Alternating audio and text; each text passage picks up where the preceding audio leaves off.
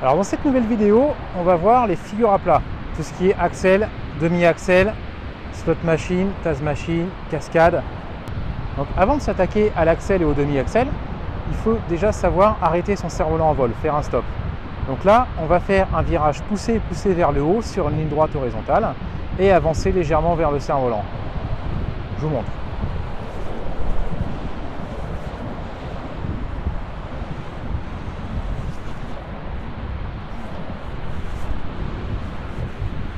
On refait la même chose de l'autre côté.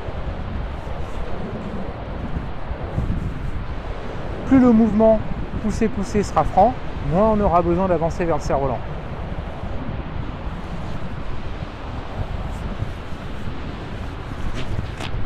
Voilà, une fois qu'on sait faire ça, on va pouvoir lancer un axel. Pour l'axel, le but ça va être de décaler une aile, donc en avançant une main, et de retirer cette même main en avançant l'autre. C'est un mouvement qui doit être coulé et on doit bien pouvoir gérer la tension en ligne. C'est-à-dire que les lignes doivent être détendues mais sans perdre le contrôle dessus. Je vous montre.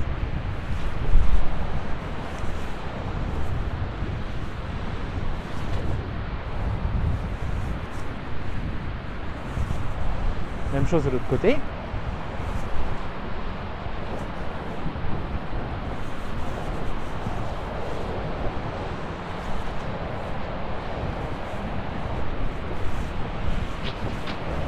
Alors il y a une autre manière d'aborder l'axel, c'est de le lancer à partir d'une boucle pour lui donner de l'élan. Ça s'appelle un spin axel. Et c'est parti. Même chose de l'autre côté.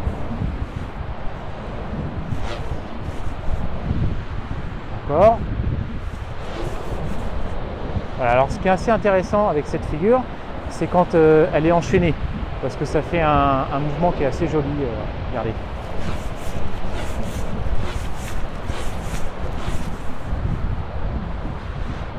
Voilà, on peut le faire des deux côtés. Hein.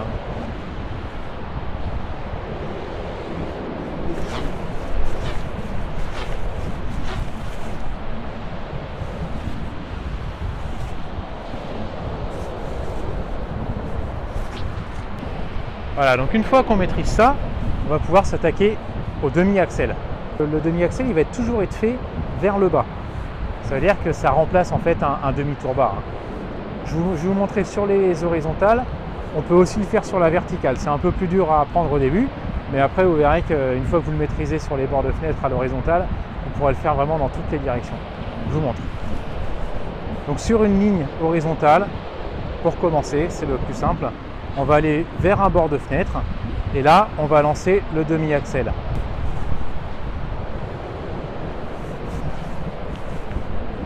On peut le faire en vertical également, à 45 degrés.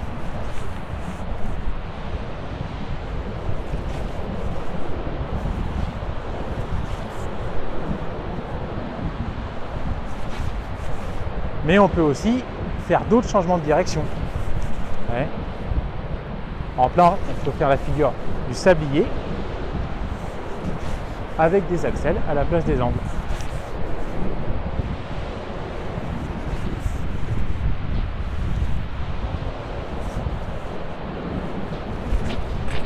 Voilà, une fois qu'on maîtrise le demi-axel, on va pouvoir s'attaquer à la cascade d'axel. Pour la commencer, c'est bien de faire un axel à droite, un axel à gauche. Enchaîner les deux sur une ligne droite horizontale.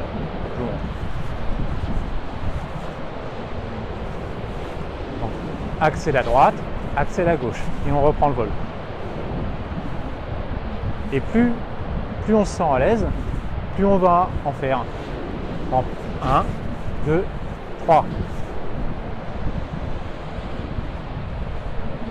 Et quand on le sent, on peut faire la cascade complète.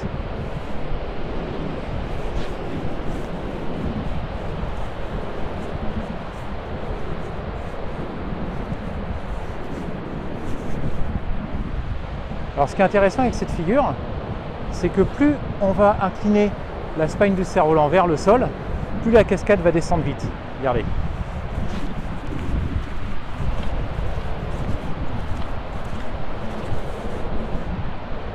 Au contraire, si on a la spine presque à l'horizontale, le cerf-volant il va faire du surplace.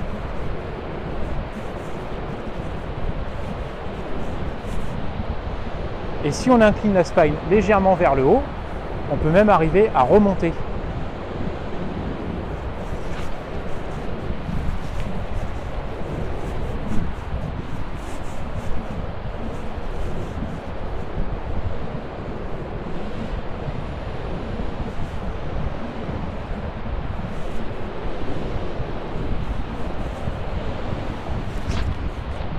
Voilà, alors cette figure de demi-axel, elle va donner accès à plein d'autres choses. C'est-à-dire qu'on va pouvoir, par exemple, commencer un demi-axel et partir sur une autre figure. Donc il y a pas mal de choses qui en découlent. Par exemple, je vais vous montrer le slot machine. C'est un début de demi-axel et un double axel dans l'autre sens.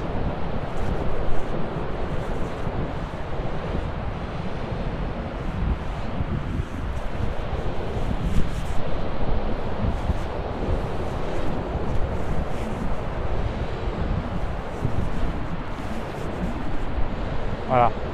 Donc ça c'était le slot machine. On a son cousin le Taz machine qui lui part aussi d'un demi-axel. Mais par contre on va continuer à tourner dans le même sens avec une double rotation. Donc ça je vous montre.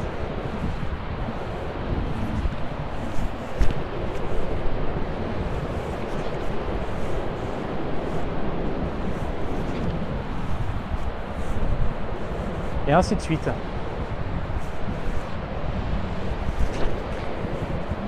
Donc après, on a plusieurs autres possibilités à partir du demi-axel. Par exemple, on peut s'en servir pour poser le cerf-volant. Dans la précédente vidéo, je vous avais montré le poser spike, poser sur une pointe.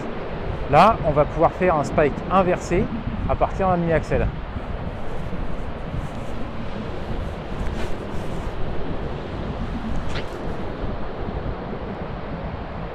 Voilà. Et à partir de là, on peut décoller en faisant un demi-axel.